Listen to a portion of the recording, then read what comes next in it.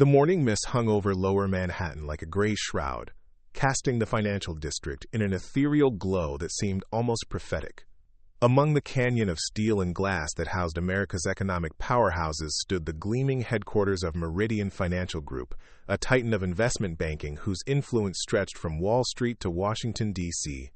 Before we jump back in, tell us where you're tuning in from, and if this story touches you, make sure you're subscribed, because tomorrow I've saved something extra special for you. At 57 stories, the Meridian Tower pierced the New York skyline like a monument to unchecked ambition. Its black marble facade reflected the early morning light, creating an optical illusion that made the building appear to shimmer and bend reality itself. Inside, behind walls of bulletproof glass and layers of security that rivaled government installations, some of the most powerful people in America made decisions that could topple governments or create them. This was the world that Dr. Samantha Rivers entered on a cold Tuesday morning in November, carrying nothing more than a worn leather messenger bag and the kind of quiet confidence that comes from having seen the worst humanity has to offer and survived it. At 28, Samantha possessed a mind that had been honed by Harvard's most demanding professors and sharpened by 3 years with the Federal Bureau of Investigation's Financial Crimes Division. Her doctoral dissertation on international money laundering had been classified by the Treasury Department the moment she submitted it. Her work on tracking terrorist financing had saved lives across 3 continents. Her ability to penetrate the most sophisticated criminal organizations had made her a legend within the Bureau. But standing in the marble lobby of Meridian Financial, surrounded by oil paintings of long-dead robber barons and sculptures that cost more than most people's annual salaries, she looked like exactly what her cover identity claimed to be, a graduate student doing an internship to complete her business degree. Her appearance had been carefully crafted for maximum underestimation. The conservative blazer and skirt were from a mid-tier department store, chosen to suggest ambition tempered by limited resources. Her jewelry was minimal and inexpensive. Her shoes, while polished to perfection, showed the kind of wear that spoke of someone who took public transportation and walked city blocks rather than riding in town cars. The only thing that betrayed her true nature was her eyes.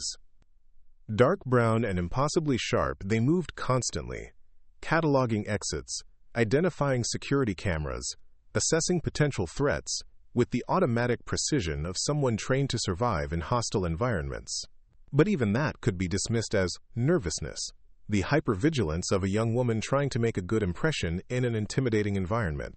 Samantha's assignment was elegantly simple in concept and devastatingly complex in execution. For 18 months, the FBI had been building a case against Meridian Financial Group, following a trail of suspicious transactions that suggested massive money laundering operations connected to everything from drug cartels to international arms dealers. Traditional surveillance had failed. Financial audits had been stonewalled by armies of lawyers. Electronic intercepts had been thwarted by encryption that bordered on the militaristic. The Bureau needed someone inside, someone who could access the systems, observe the players, and gather the evidence that would bring down what they suspected was one of the largest criminal enterprises in American corporate history. Samantha's cover had taken 6 months to establish: graduate transcripts from a fictitious business program, a carefully constructed social media presence showing an ambitious but struggling student, references from professors who existed only in FBI databases, bank records showing the kind of modest financial struggles that would make an unpaid internship seem like an opportunity rather than exploitation. The irony was exquisite. Here was a woman with credentials that would have guaranteed her a starting salary in the mid-6 figures, with security clearances that opened doors most people didn't even know existed, with a track record of success that had earned her commendations from 3 different federal agencies. And she was pretending to be grateful for the chance to work for free in the very organization she was systematically dismantling. Her handler, Special Agent Maria Gonzalez, had briefed her extensively on what to expect. Meridian Financial had a reputation for chewing up and spitting out anyone they considered beneath their notice. Interns were treated as disposable resources, subjected to impossible deadlines, verbal abuse, and the kind of casual cruelty that powerful people inflicted on those they considered powerless. "They'll test you," Gonzalez had warned during their final briefing. "They'll push to see how much you'll take, how desperate you are, how willing you are to compromise your dignity for their approval. Remember, the worse they treat you, the more they'll trust you. Powerful predators are most comfortable around victims. Samantha nodded, understanding the psychology completely. She had spent 3 years studying the behavioral patterns of white-collar criminals, learning to recognize the tells and triggers that separated the merely ambitious from the genuinely dangerous. She knew that cruelty was often a test, a way for criminal organizations to identify potential allies and eliminate potential threats. What she didn't know, as she stepped into the elevator that would carry her to the 42nd floor and her new identity as an intern, was that she was about to encounter a level of viciousness that would test not just her cover, but her faith in humanity itself. The elevator doors closed with a soft whisper, sealing her inside a chrome and mirror chamber that reflected her image back in infinite variations.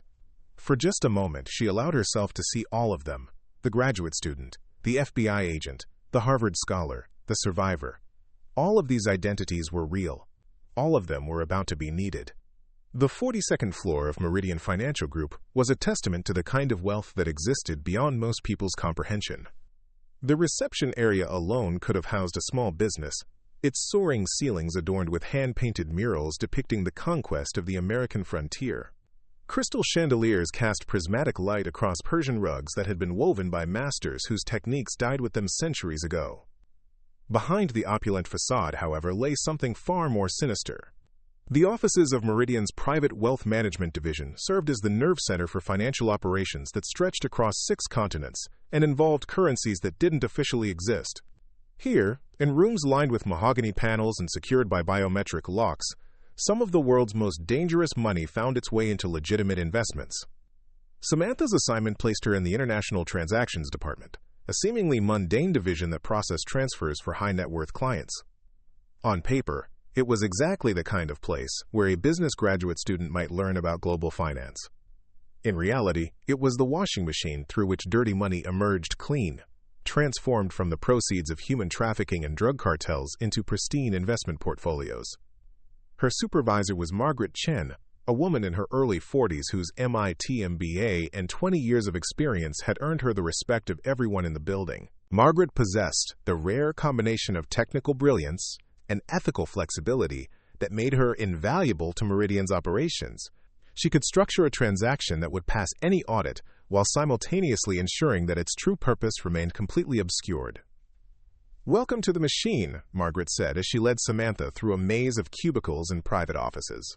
"You'll be working primarily with our emerging markets portfolio, focusing on transactions involving Southeast Asian and Eastern European clients. It's complex work, but I'm told you have the academic background to handle it." The emerging markets portfolio was Samantha's target. FBI intelligence suggested that this division processed approximately $2 billion in questionable funds annually, using a network of shell companies and offshore accounts that had taken federal investigators 3 years to partially map. Her job was to get inside the system and document exactly how the operation functioned. The cubicle they assigned her was strategically positioned near the center of the floor, providing excellent sightlines to multiple offices while maintaining the appearance of being nothing more than a workspace for junior staff. The computer terminal had been pre-configured with limited access privileges, but Samantha had memorized 17 different methods for escalating system permissions without triggering security protocols. Her first morning was spent in orientation sessions that revealed far more than Meridian intended. The compliance training, ostensibly designed to ensure adherence to federal banking regulations, actually served as a roadmap for circumventing those same regulations. The anti-money laundering briefing provided detailed instructions on how to structure transactions to avoid triggering automated reporting systems. Most revealing of all was the client relationships seminar, conducted by the division's senior partner, Jonathan Hayes.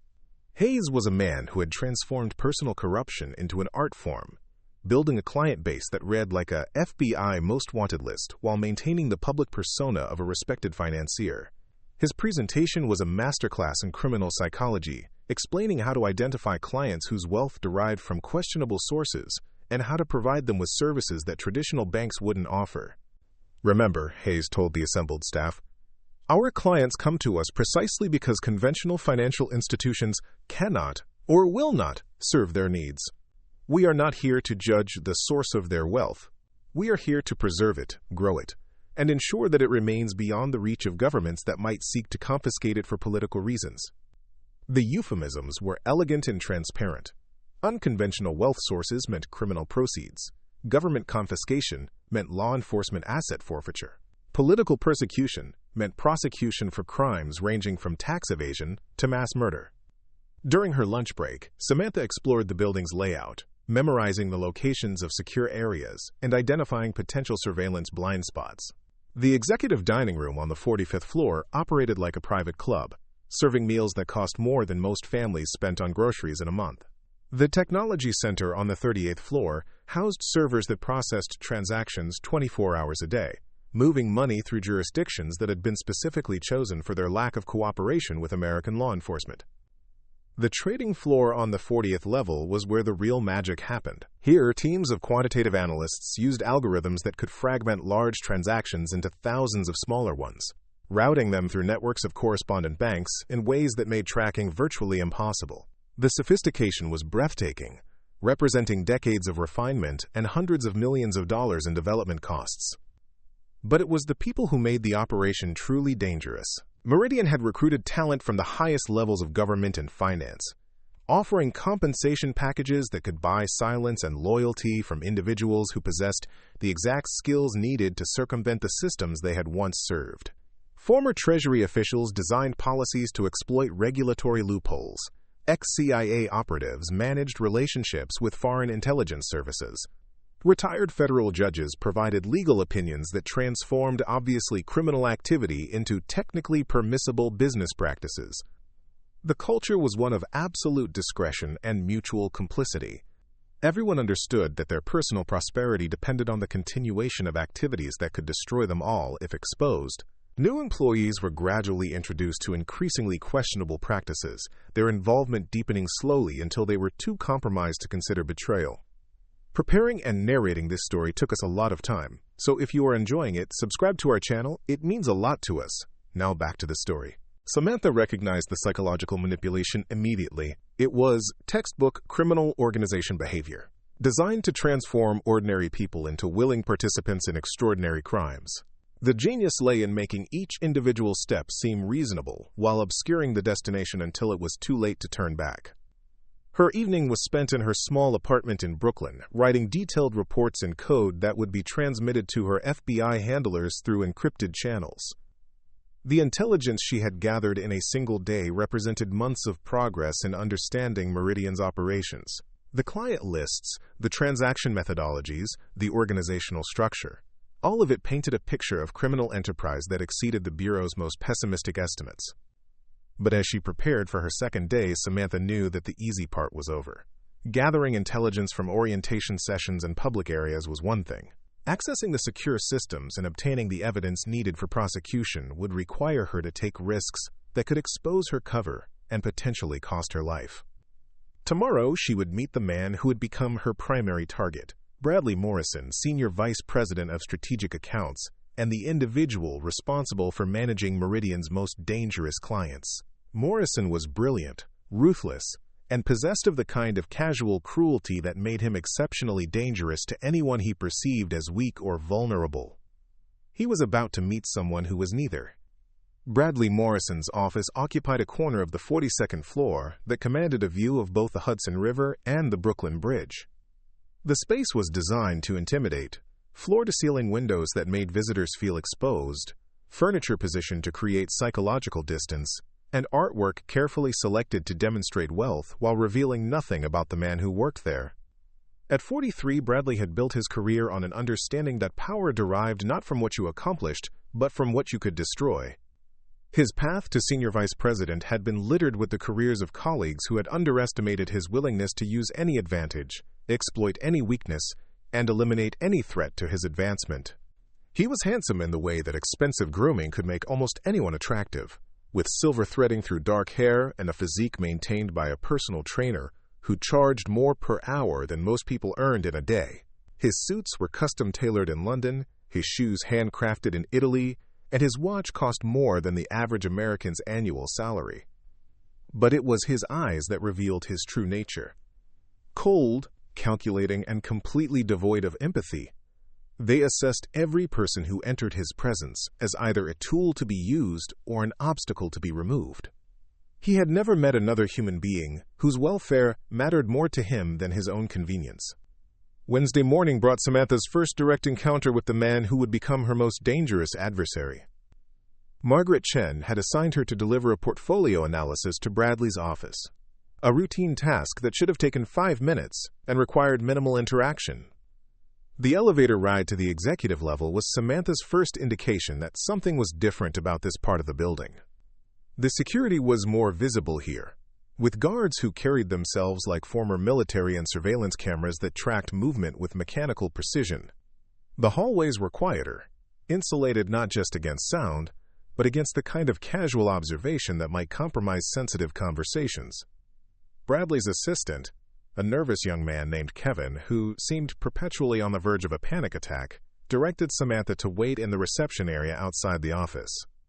The space was designed to emphasize the importance of the person within, while reminding visitors of their own insignificance. Through the partially open door, Samantha could hear Bradley conducting what sounded like a conference call with clients in Eastern Europe. The conversation was conducted in a mixture of English and what she recognized as Romanian, discussing the movement of funds through accounts in Cyprus and the Cayman Islands. Even without the details, it was clear that the transaction violated approximately 14 different federal statutes. When Bradley finally acknowledged her presence, his assessment was immediate and dismissive.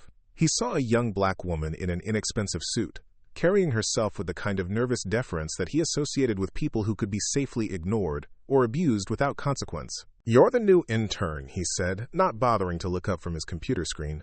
It wasn't a question. "Margaret's little project." "Yes, sir," Samantha replied, maintaining the carefully constructed persona of an eager graduate student. "I have the Kozlov portfolio analysis you requested." Bradley's fingers stopped moving across his keyboard.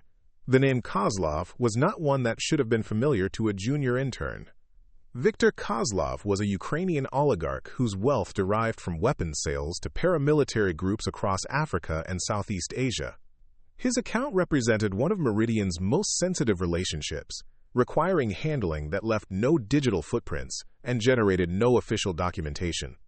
"What did you just say?" Bradley's voice carried a dangerous edge that would have warned anyone familiar with his reputation. "The portfolio analysis," Samantha repeated, maintaining her innocent expression while internally calculating how much trouble she had just created for herself. "For the Kozlov account, Margaret said you needed it for the 10 o'clock call." Bradley stood slowly, his height and positioning designed to create maximum intimidation. At 6 feet 2 inches, he towered over Samantha's 5'6" frame, using physical presence as a tool of psychological warfare. "Listen carefully, intern," he said, his voice dropping to barely above a whisper. "There are things discussed in this office that are far above your clearance level. Client names that you will never repeat. Information that could end careers or worse if it ended up in the wrong hands." He moved closer, invading her personal space in a way that would have made most people step backward. Samantha held her ground, maintaining eye contact while projecting the kind of nervous submission that he expected. "Do you understand what I'm telling you?" he continued. "Because if there's any confusion about your role here, about your place in this organization, I can clarify it very quickly. You're here because Margaret thinks diversity looks good on our corporate reports. You're here because someone in HR decided we needed to check a box. You are not here because anyone believes you have anything meaningful to contribute." The words were chosen for maximum impact, designed to establish dominance while testing her reaction. Bradley had used similar techniques countless times before, identifying individuals who could be controlled through intimidation and eliminating those who showed signs of resistance. "I understand, sir," Samantha replied, allowing a slight tremor to enter her voice. "I just want to do good work and learn from experienced professionals like yourself." The submission satisfied Bradley's need for control, confirming his assessment that she posed no threat to his position or operations, but his next words revealed something that would prove far more dangerous than mere workplace bullying. "Good," he said, returning to his desk and picking up the portfolio analysis, "because tomorrow you're going to help me with a special project. Something that will test whether you're really committed to success here, or whether you're just another affirmative action hire who can't handle real responsibility." He opened the portfolio and began reading, dismissing her presence with the kind of casual indifference he might show a piece of furniture. But Samantha noticed something that sent a chill through her professional composure. The documents she had delivered contained handwritten notations in the margins, modifications to transaction amounts and routing instructions that had been added after Margaret's original analysis. Someone was altering financial records in real time, changing the paper trail to obscure the true nature of fund transfers. The implications were staggering, suggesting a level of criminal sophistication that went far beyond simple money laundering into active fraud and conspiracy. As she left Bradley's office, Samantha understood that her investigation had just taken a dramatic turn. Tomorrow's special project would likely involve her direct participation in criminal activity, forcing her to choose between maintaining her cover and avoiding complicity in serious federal crimes. The game was about to become far more dangerous than anyone at the FBI had anticipated. Thursday morning arrived with the kind of anticipation that precedes inevitable disaster. Samantha had spent the previous evening in encrypted communication with her FBI handlers, developing contingency plans for what appeared to be an escalating situation. The special project Bradley had mentioned could force her to cross lines that would compromise both her investigation and her legal standing. At precisely 9 o'clock, Bradley's assistant Kevin appeared at her cubicle with instructions to report to conference room C on the executive level. The room was typically reserved for the most sensitive client meetings, equipped with electronic countermeasures and soundproofing that made surveillance nearly impossible. When Samantha entered the conference room, she found herself facing not just Bradley, but 3 other senior executives she recognized from her intelligence briefings. Robert Sterling, the chief financial officer, was a former Treasury Department official whose insider knowledge had made him invaluable to Meridian's operations.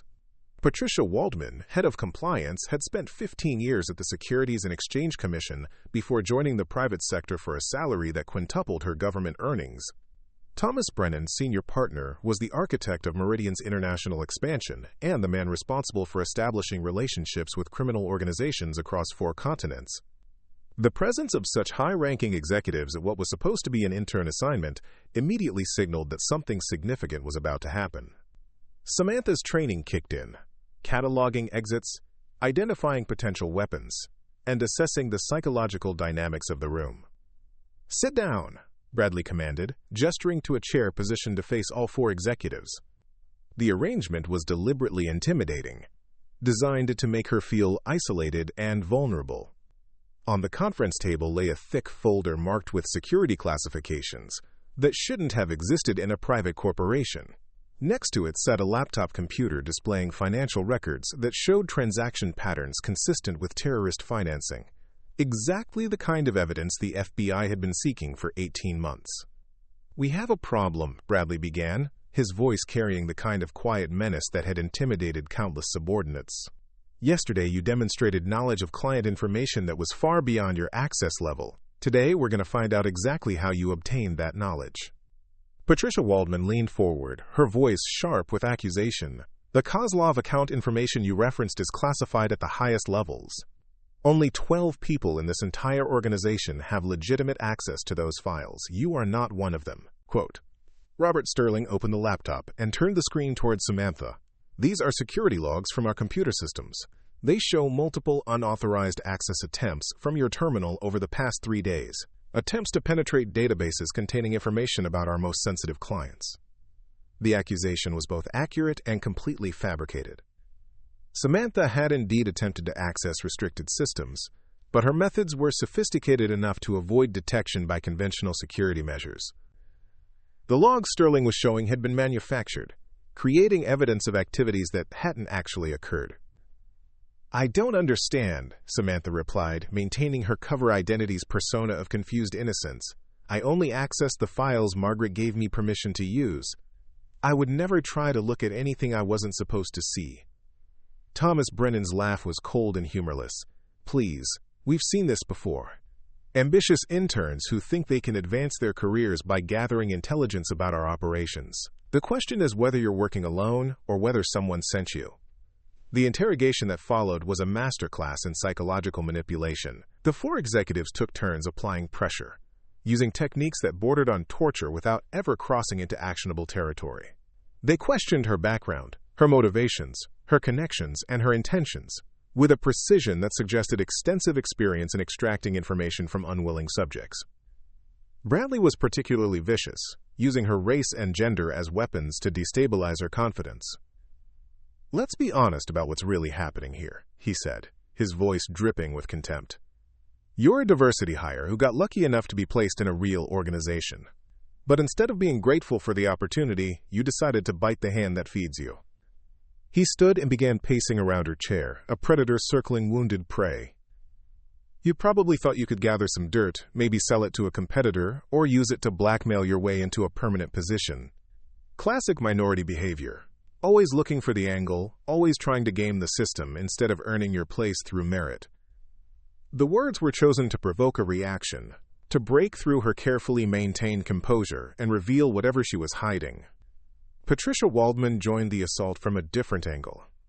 "We know you didn't get into graduate school based on your test scores," she said, consulting a folder that supposedly contained Samantha's academic records.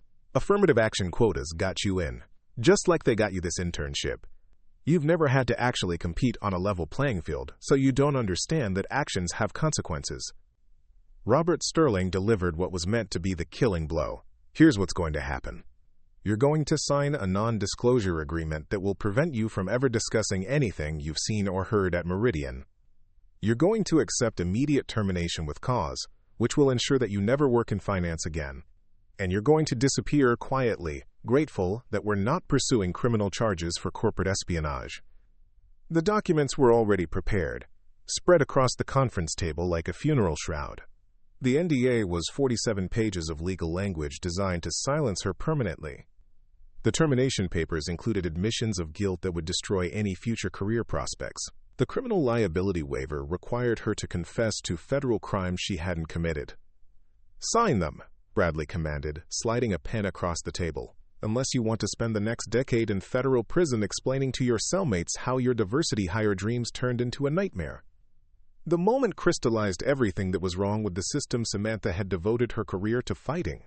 Here were four powerful people using their positions to destroy someone they perceived as weak, employing racism and sexism as tools of intimidation, while simultaneously engaging in criminal activities that endangered national security. But they had made one critical miscalculation. They assumed that because she appeared vulnerable, she actually was vulnerable. They believed that their power was absolute and their position unassailable. They thought they were dealing with just another intern who could be crushed without consequences. In 60 seconds, they were about to discover exactly how wrong they were. The silence in conference room C stretched like a taut wire, ready to snap at the slightest pressure. Samantha stared at the documents spread across the mahogany table, her expression carefully neutral, while her mind calculated the precise moment to drop the bomb that would detonate their entire world. Bradley Morrison stood behind her chair, radiating the kind of smug satisfaction that came from believing he had just destroyed another career.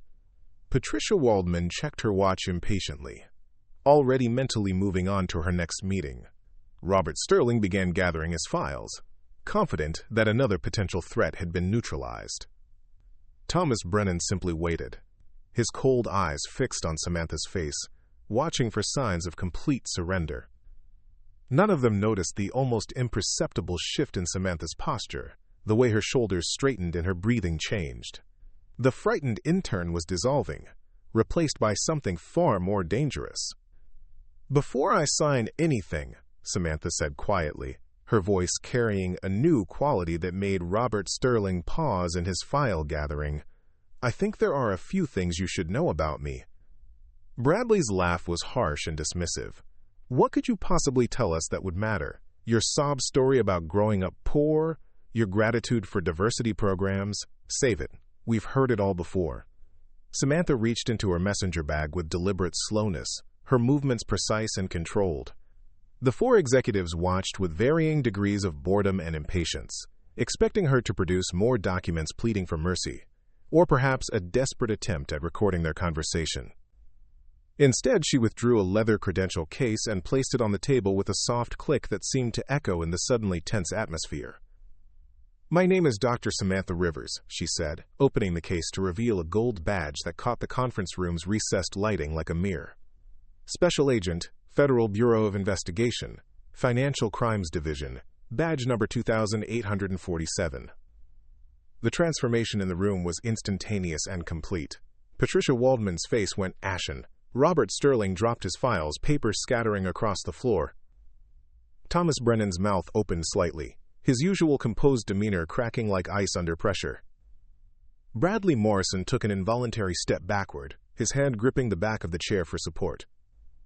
For the past 4 days, Samantha continued, her voice now carrying the authority of federal law enforcement, I have been conducting an undercover investigation into money laundering operations at Meridian Financial Group. What began as a preliminary inquiry has evolved into documentation of criminal activities that include conspiracy to commit fraud, violations of the Bank Secrecy Act, and material support of terrorist organizations.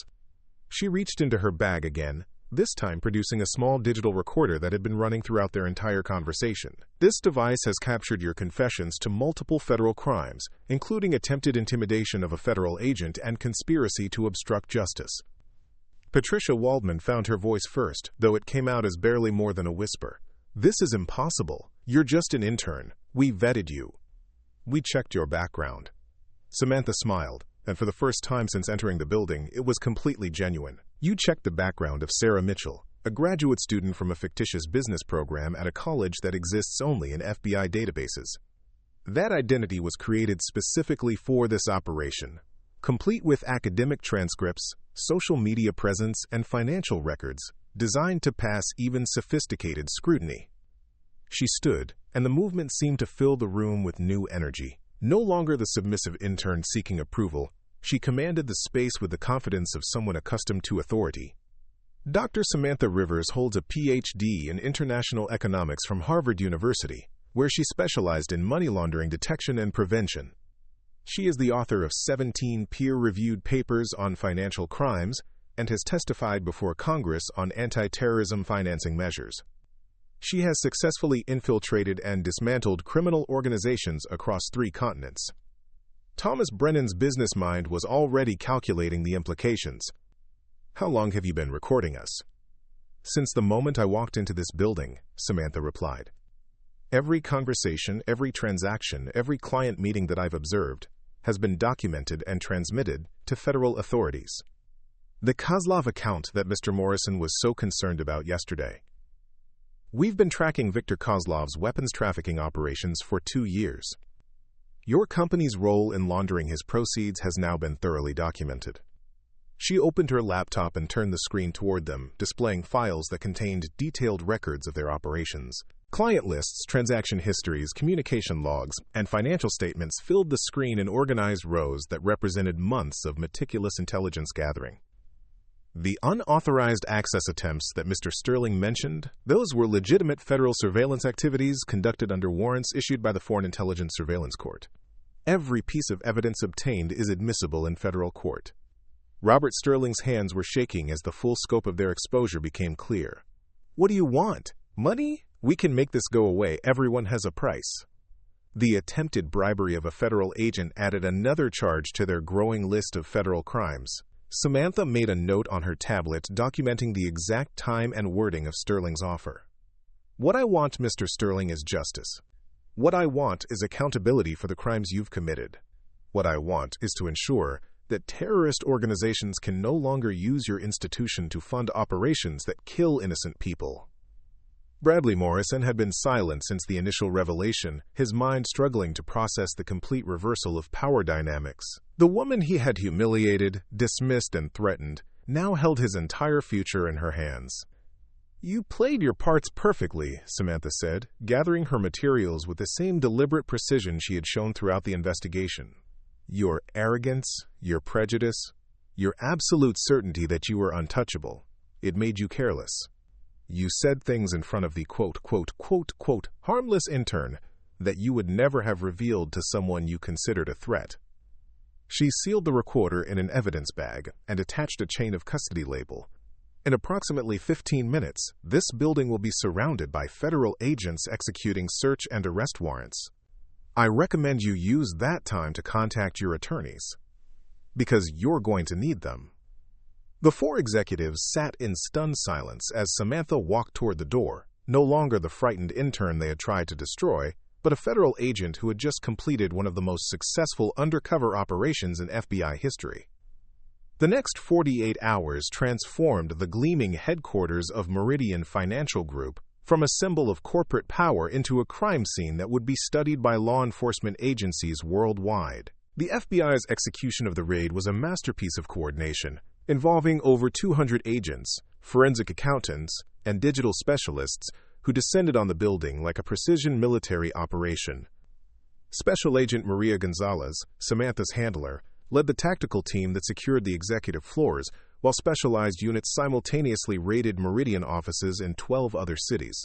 The simultaneity was crucial. Any delay would have allowed the destruction of evidence or the transfer of assets to offshore accounts beyond the reach of American law enforcement. Samantha watched from a command vehicle parked across the street as her 4 months of undercover work culminated in the systematic dismantling of one of the largest financial criminal enterprises in American history. The digital evidence she had transmitted during her investigation provided the roadmap for seizures that ultimately recovered over $4.2 billion in laundered assets. Bradley Morrison's arrest was captured by news cameras that had been alerted to the operation by FBI public affairs officers.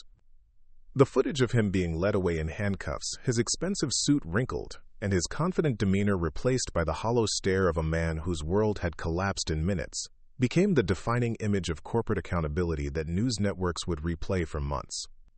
His fall was swift and comprehensive. Within hours of his arrest, federal prosecutors unsealed an indictment containing 47 separate charges, including money laundering, conspiracy to commit fraud, material support of terrorism, and attempted intimidation of a federal agent. The evidence was overwhelming. Recordings of his own voice describing criminal activities, digital records of transactions he had personally authorized, and testimony from subordinates who quickly agreed to cooperate in exchange for reduced sentences. The attempted bribery of Samantha during the conference room confrontation became a federal case study in how arrogance could transform a white-collar crime into a direct assault on the justice system itself. Legal scholars would later point to Bradley's case as a perfect example of how prejudice and entitlement could lead successful people to make catastrophically poor decisions under pressure. His personal assets were frozen immediately, including the Manhattan penthouse, the house in the Hamptons, and the collection of luxury vehicles that had served as symbols of his success. The lifestyle that had defined his identity for 2 decades disappeared overnight, replaced by the reality of federal detention and the prospect of spending the rest of his productive life in prison. Patricia Waldman's downfall was particularly ironic, given her background in compliance and regulation. As the former SEC official responsible for ensuring Meridian's adherence to federal banking laws, her participation in systematic violations represented a betrayal of public trust that prosecutors pursued with exceptional vigor. Her insider knowledge of regulatory systems had made her invaluable to the criminal enterprise, but it also made her legally vulnerable in ways that ordinary conspirators were not. Federal guidelines mandated enhanced penalties for public officials who used their expertise to facilitate crimes, and Patricia's 15 years of government service became an aggravating factor rather than a mitigating one. The investigation revealed that she had personally designed compliance systems that appeared to meet regulatory requirements while actually facilitating money laundering on an industrial scale. Her sophisticated understanding of federal oversight mechanisms had allowed Meridian to operate with apparent legitimacy while processing billions of dollars in criminal proceeds. Her cooperation with federal authorities began within hours of her arrest, as the reality of mandatory minimum sentences for public corruption focused her attention on plea negotiations. The information she provided led to investigations of corruption at the Securities and Exchange Commission itself, ultimately resulting in the prosecution of 12 current and former federal officials. Robert Sterling's case became a textbook example of how expertise could be weaponized for criminal purposes. His background at the Treasury Department had provided him with intimate knowledge of financial intelligence systems designed to detect exactly the kind of activities Meridian was facilitating. The irony was devastating. Sterling had helped design the very systems he later defeated, using his insider knowledge to stay one step ahead of detection mechanisms he had personally helped create. Federal investigators discovered that he maintained active security clearances throughout his employment at Meridian, technically making him a government contractor even while facilitating terrorist financing. His prosecution was handled by the Department of Justice's National Security Division rather than traditional criminal prosecutors, reflecting the gravity of his betrayal. The case established new precedents for prosecuting former government officials who used classified knowledge to facilitate crimes against national security. Thomas Brennan's international connections, which had made him invaluable to Meridian's expansion, became the foundation for extradition requests from 17 different countries. His role in establishing relationships with criminal organizations worldwide had left a paper trail that led to prosecutions across 4 continents. The Swiss banking records seized during the raid revealed that Brennan had personally profited from arms deals that fueled conflicts in Syria, Sudan, and Myanmar. His percentage of commissions from transactions involving conflict minerals from the Democratic Republic of Congo alone exceeded $30 million. Interpol issued red notices for his arrest in 46 countries, effectively making him a prisoner within the American justice system. Even if he somehow avoided conviction on domestic charges, international warrants ensured that he would never again be able to travel freely. The broader investigation that Samantha's work had initiated expanded far beyond Meridian Financial Group itself. The client lists and transaction records she had documented led to prosecutions of organized crime figures, terrorist financiers, and corrupt officials across 6 continents. Viktor Kozlov, the Ukrainian arms dealer whose account had first aroused Samantha's suspicions, was arrested at his villa in Montenegro and extradited to face charges in New York. The financial intelligence gathered during the Meridian investigation provided prosecutors with evidence of weapons sales that had fueled conflicts responsible for thousands of civilian deaths. The Saudi businessman who had used Meridian to finance al-Qaeda operations in Yemen was captured in a joint operation between the FBI and Saudi intelligence services. His prosecution led to the dismantling of financial networks that had been funneling money to terrorist organizations for over a decade. The investigation's impact extended to legitimate financial institutions as well. Major banks that had unknowingly processed transactions originating from Meridian faced regulatory scrutiny that resulted in billions of dollars in fines and comprehensive overhauls of their anti-money laundering systems. The Federal Reserve imposed new reporting requirements specifically designed to detect the kind of sophisticated laundering schemes that Meridian had pioneered. Congressional hearings examined how existing oversight mechanisms had failed to detect such a large-scale operation, leading to legislation that strengthened federal financial intelligence capabilities. Samantha herself became a reluctant symbol of both the possibilities and challenges of modern law enforcement.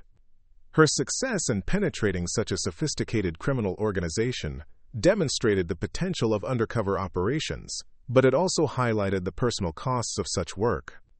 The psychological strain of maintaining a false identity while documenting evidence of crimes that were actively funding terrorism and human trafficking had taken its toll. The FBI required her to undergo extensive debriefing and counseling to help her process the experience and transition back to her regular duties. Her academic credentials, which had been dismissed so contemptuously by the Meridian executives, suddenly became the subject of intense media interest. Harvard Law School invited her to deliver a lecture on financial crimes investigation. The Treasury Department sought her input on new anti-money laundering regulations. International law enforcement agencies requested training on her infiltration techniques. But perhaps the most satisfying consequence was the complete vindication of every principle she had represented during her confrontation with Bradley Morrison. The diversity hire he had dismissed so cruelly had brought down a criminal empire that had operated with impunity for over a decade. The affirmative action candidate he had mocked for her supposed lack of merit had demonstrated investigative skills that were being studied by federal agencies worldwide. The young black woman he had tried to intimidate and silence had exposed corruption that reached the highest levels of corporate America. The media coverage of the case focused extensively on the prejudice and arrogance that had made the investigation possible. Editorial writers across the country pointed to the Meridian case as evidence of how racism and sexism could blind people to genuine threats, creating vulnerabilities that law enforcement could exploit. Corporate America took notice as well. The case became required reading in business schools, not just as an example of criminal behavior, but as a demonstration of how prejudice could create catastrophic blind spots in organizational security. The 4 executives who had gathered in Conference Room C to destroy what they perceived as a weak and powerless intern had instead created the evidence that would ensure their own destruction. Their arrogance had been their downfall, their prejudice, their weakness, and their certainty their ultimate undoing. 2 years after the Meridian Financial Group investigation concluded, Dr. Samantha Rivers stood before a joint session of Congress, delivering testimony that would reshape how America approached financial crimes enforcement. The hearing room in the Rayburn House office building was packed with legislators, law enforcement officials, and representatives from financial institutions across the country, all gathered to understand how a single undercover operation had exposed vulnerabilities in the global financial system that criminals had been exploiting for decades. The transformation in Samantha herself was remarkable. Gone was any trace of the nervous intern persona she had so masterfully portrayed. In its place stood a confident expert whose insights were sought by governments, academic institutions, and law enforcement agencies worldwide. Her testimony would become the foundation for legislation that fundamentally altered how financial institutions detected and reported suspicious activities. The Meridian case taught us that the most sophisticated criminal enterprises often hide in plain sight, she told the assembled lawmakers, her voice carrying the authority of someone who had seen the darkness at the heart of American finance. They succeed not because their methods are undetectable, but because their appearance of legitimacy makes people unwilling to look closely enough to see the truth. The hearing was the culmination of changes that had begun the moment federal agents had walked out of Meridian's headquarters with evidence that filled 14 moving trucks. The ripple effects of the investigation had touched every aspect of financial regulation, from small community banks to the largest investment houses on Wall Street. The Federal Bureau of Investigation had established the Samantha Rivers Financial Crimes Training Center in Quantico, Virginia, where agents from around the world learned the undercover techniques she had pioneered. The facility, built with funds recovered from Meridian's criminal operations, represented a new approach to combating financial crimes that emphasized long-term infiltration over traditional surveillance methods. Samantha herself had been promoted to assistant director of the FBI's Financial Crimes Division, making her one of the youngest people ever to hold such a senior position in the Bureau's history. Her office overlooked the Potomac River from the J. Edgar Hoover Building, and its walls were lined with commendations from law enforcement agencies in 43 countries. But the changes extended far beyond individual careers or even single organizations. The Meridian investigation had exposed systematic weaknesses in how financial institutions approached compliance and oversight, leading to reforms that strengthened the entire American banking system. The Bank Secrecy Act was amended to include provisions specifically designed to detect the kind of sophisticated laundering schemes that Meridian had employed. Financial institutions were required to implement artificial intelligence systems capable of identifying transaction patterns that human analysts might miss. The penalties for violations were increased dramatically, making compliance a business necessity rather than a regulatory burden. International cooperation on financial crimes reached unprecedented levels, as countries recognized that criminal organizations operated across borders with a sophistication that required coordinated responses. The Meridian case became the template for joint operations that dismantled criminal enterprises in Europe, Asia, and South America. The four executives whose arrogance had enabled Samantha's investigation faced vastly different fates, each a testament to how quickly privilege could transform into punishment when the protection of wealth and position was stripped away. Bradley Morrison's trial became a media spectacle that dominated financial news for months. The recordings of his racist tirades and attempts to intimidate a federal agent were played repeatedly in court, creating a public record of prejudice that destroyed any possibility of sympathy or mitigation. His defense attorneys attempted to argue that his behavior, while inappropriate, was not directly connected to the money laundering charges, but the jury saw through the strategy immediately. The evidence against him was overwhelming. Financial records showed that he had personally authorized transactions totaling over $800 million in criminal proceeds. His percentage of commissions from terrorist financing operations alone exceeded $15 million, money that federal prosecutors traced to accounts in Switzerland, the Cayman Islands, and Dubai. His sentencing hearing drew protesters from civil rights organizations who saw his case as a symbol of how racism enabled criminal behavior. The judge, noting that Bradley's prejudice had made him blind to the danger he was creating for himself and his organization, imposed the maximum sentence allowed under federal guidelines: 45 years in federal prison without the possibility of parole. The irony was exquisite. The man who had dismissed Samantha as an affirmative action hire would spend the rest of his life in a system where his race, gender, and former wealth provided no protection. Federal prison was a democracy of consequences, where Harvard MBAs and high school dropouts faced identical treatment from guards who cared nothing about their previous status. Patricia Waldman's cooperation with federal authorities had earned her a reduced sentence, but it came at the cost of her professional reputation and personal relationships.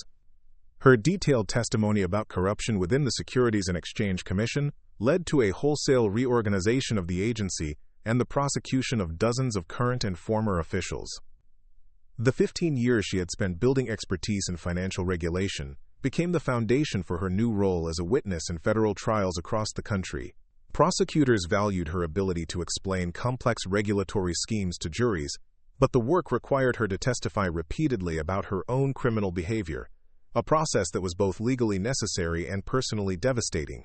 Her sentence of 12 years in federal prison was reduced to 8 years based on her cooperation, but the restitution requirements ensured that she would spend the rest of her life repaying the money she had helped criminals steal. Every asset she had accumulated during her years at Meridian was seized, including her Connecticut estate, her art collection, and her retirement accounts. The most painful consequence was the loss of her professional identity. The expertise that had once made her one of the most respected compliance officers in American finance became evidence of her betrayal of public trust. Legal scholars studying her case noted that her fall demonstrated how quickly professional accomplishment could transform into criminal liability when ethical boundaries were crossed. Robert Sterling's prosecution under national security statutes reflected the gravity of his betrayal of classified information. As a former Treasury Department official with active security clearances, his use of government intelligence to facilitate criminal activities constituted espionage as well as financial crimes. The damage assessment conducted by federal counterintelligence agencies revealed that Sterling's activities had compromised ongoing investigations in 17 countries. Terrorist organizations had altered their financing methods specifically to avoid detection systems that Sterling had helped design, making American intelligence collection significantly more difficult. His sentence of life in federal prison reflected both the scale of his crimes and the impossibility of undoing the damage he had caused to national security. The judge noted that Sterling's betrayal had potentially cost lives by enabling terrorist financing operations that funded attacks around the world. The financial restitution ordered in his case exceeded $200 million, but federal investigators were never able to recover more than a fraction of the money he had hidden in accounts controlled by criminal organizations. His expertise in designing financial intelligence systems had taught him exactly how to hide assets beyond the reach of American law enforcement. Thomas Brennan's international criminal network made his prosecution the most complex of the 4 cases. 17 countries had requested his extradition on charges ranging from arms trafficking to genocide, creating legal battles that continued for years after his initial arrest. The evidence gathered during the Meridian investigation revealed that Brennan had personally profited from weapons sales that fueled conflicts in Syria, South Sudan, Myanmar, and the Democratic Republic of Congo. His commissions from transactions involving conflict minerals and illegal arms sales exceeded $100 million, money that federal prosecutors traced to accounts in 43 countries. His trial featured testimony from survivors of conflicts that his weapons sales had enabled, creating an unprecedented legal record of how financial crimes could directly contribute to mass violence. The prosecution's case demonstrated that Brennan's activities constituted crimes against humanity as well as violations of American law. The international arrest warrants that accompanied his conviction ensured that he would never be able to travel freely, even if he somehow survived his American prison sentence. Interpol maintained active red notices in 112 countries, making him effectively stateless within the confines of the American justice system. The broader impact of the Meridian investigation extended far beyond the prosecution of individual criminals. Academic institutions around the world incorporated the case into their curricula as an example of how prejudice could create catastrophic vulnerabilities in organizational security. Harvard Business School developed a case study that examined how Bradley Morrison's racist assumptions had made him blind to the threat that Samantha represented. The analysis became required reading for courses on organizational behavior and risk management, demonstrating how personal bias could compromise institutional security. The Harvard Kennedy School of Government created a fellowship program in Samantha's honor, providing funding for graduate students studying the intersection of civil rights and national security. The program recognized that diversity was not just a moral imperative, but a practical necessity for organizations dealing with complex security challenges. Corporate America responded to the Meridian case with comprehensive reforms designed to prevent similar vulnerabilities. Major financial institutions implemented diversity requirements for security-sensitive positions, recognizing that homogeneous leadership teams were more likely to miss threats from unexpected sources. The consulting industry that had grown up around compliance and risk management was transformed by insights from the Meridian investigation. Companies began hiring former federal agents like Samantha to conduct penetration testing that examined not just technical vulnerabilities but organizational blind spots created by prejudice and groupthink. The legal profession was equally affected by the case. Law schools incorporated the Meridian prosecution into their ethics curricula as an example of how personal prejudice could compromise professional judgment. Bar associations required continuing education on implicit bias, recognizing that prejudice could create malpractice liability as well as ethical violations. The media coverage of the Meridian case created a cultural moment that extended far beyond financial crimes. The image of Bradley Morrison being led away in handcuffs became a symbol of accountability for corporate arrogance. Editorial writers across the political spectrum used the case to discuss how prejudice could blind people to genuine threats and opportunities. The story resonated particularly strongly with communities that had experienced discrimination in corporate environments.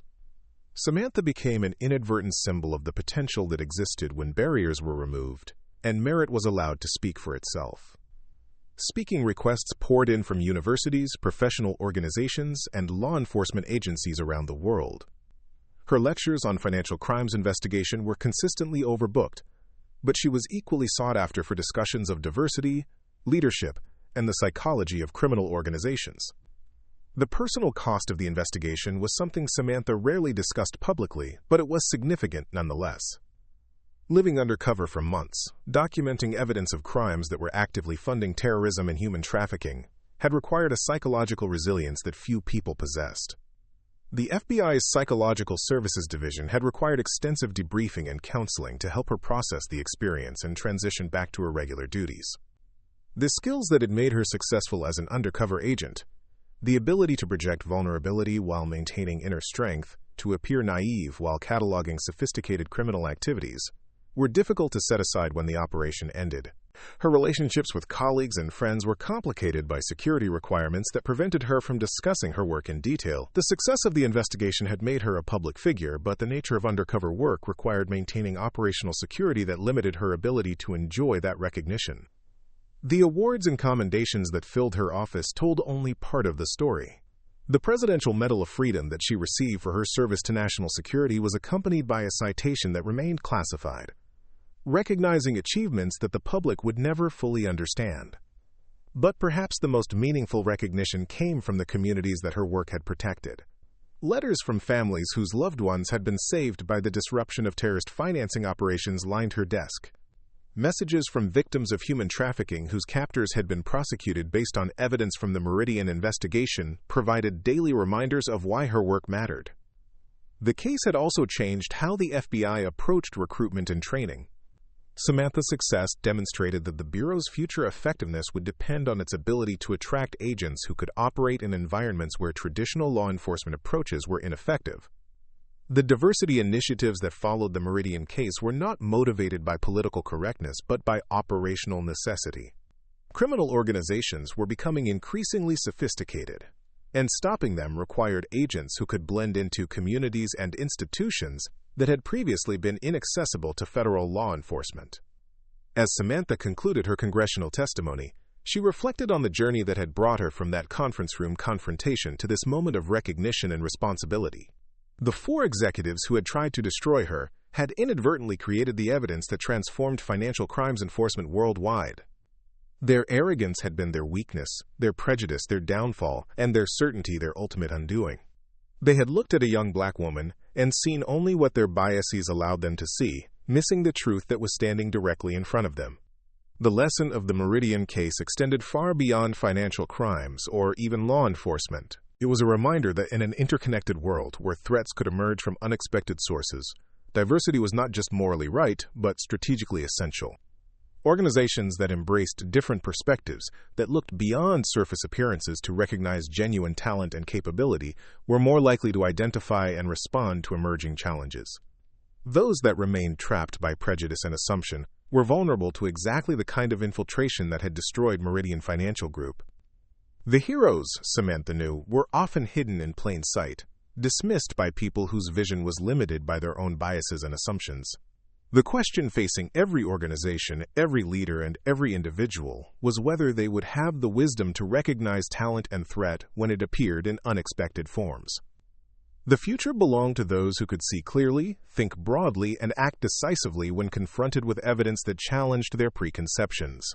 The alternative was the fate of Bradley Morrison and his colleagues, powerful people brought down by their own blindness to the changing world around them. The legacy of the Meridian investigation continued to unfold in ways that no one could have anticipated. 5 years after the initial arrests, Samantha found herself at the center of a transformation that had reshaped not just law enforcement, but the entire relationship between government and the financial sector. The artificial intelligence systems developed using insights from her investigation had prevented an estimated 47 terrorist attacks worldwide. The algorithms she had helped design could detect money laundering patterns with an accuracy rate that exceeded 93%, making it increasingly difficult for criminal organizations to move funds through legitimate financial institutions. But perhaps the most unexpected development was the emergence of what academics termed the Meridian effect, a phenomenon where organizations that had previously dismissed or marginalized talented individuals began actively seeking out perspectives they had once ignored. Corporate boards that had been exclusively male and white suddenly found themselves recruiting women and minorities, not out of legal obligation, but out of recognition that homogeneous leadership created dangerous blind spots. The phrase, "we don't want another Meridian situation," became shorthand in boardrooms across America for the need to embrace diversity as a security imperative. The pharmaceutical industry, which had historically struggled with similar issues of prejudice and groupthink, began implementing what they called Meridian protocols, systematic approaches to identifying and addressing organizational biases that could compromise drug development and patient safety. The financial services sector went even further, establishing independent review boards specifically tasked with challenging assumptions and questioning conventional wisdom. Technology companies, recognizing that artificial intelligence systems could perpetuate the same biases that had made Meridian vulnerable, began hiring ethicists and social scientists to examine their algorithms for hidden prejudices. The understanding that bias was not just a moral failing but a security vulnerability transformed how Silicon Valley approached product development and risk assessment. The international intelligence community had also absorbed the lessons of the Meridian case. NATO established the Rivers Institute for Financial Intelligence in Brussels, a multinational organization dedicated to sharing information about emerging financial crimes threats. The facility, funded by assets recovered from dozens of investigations inspired by Samantha's work, represented a new model of international cooperation that transcended traditional diplomatic boundaries. Chinese intelligence services, initially skeptical of American claims about the effectiveness of diverse investigative teams, quietly began recruiting agents from ethnic minorities and rural backgrounds who could blend into communities that had previously been inaccessible to their predominantly Han Chinese operatives. The success of these operations validated theories about operational effectiveness that had emerged from academic analysis of the Meridian case. Even authoritarian regimes that publicly rejected American values of diversity and inclusion found themselves privately grappling with the practical implications of the Meridian investigation. Intelligence reports suggested that several countries had begun training programs designed to help their operatives overcome cultural biases that could compromise security operations. The educational impact of the case extended far beyond professional training.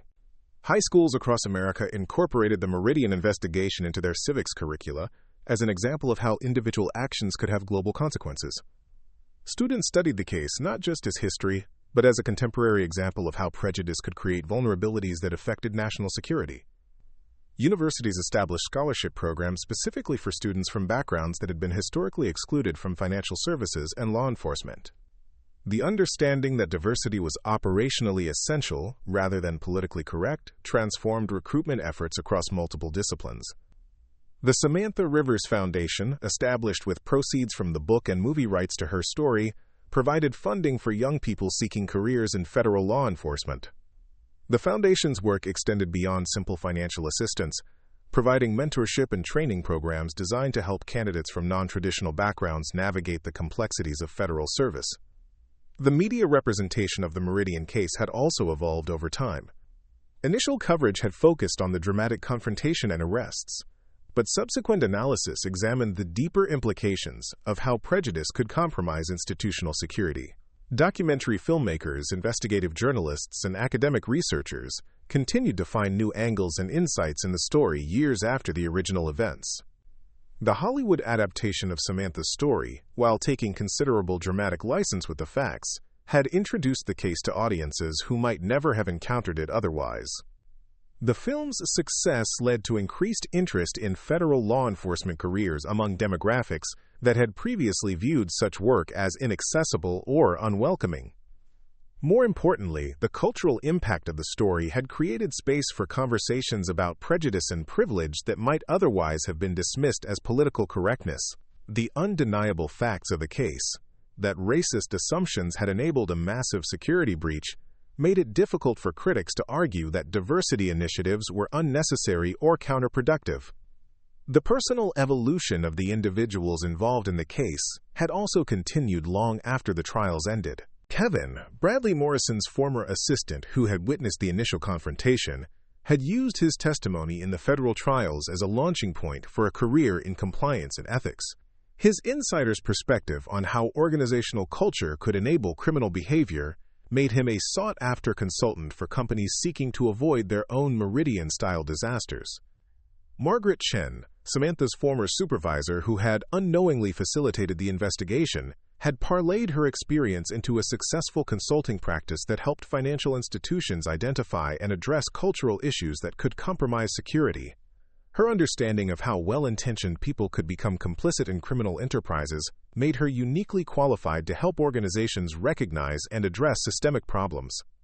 Even some of the Meridian employees who had passively witnessed Samantha's initial humiliation had used the experience as motivation for personal and professional transformation.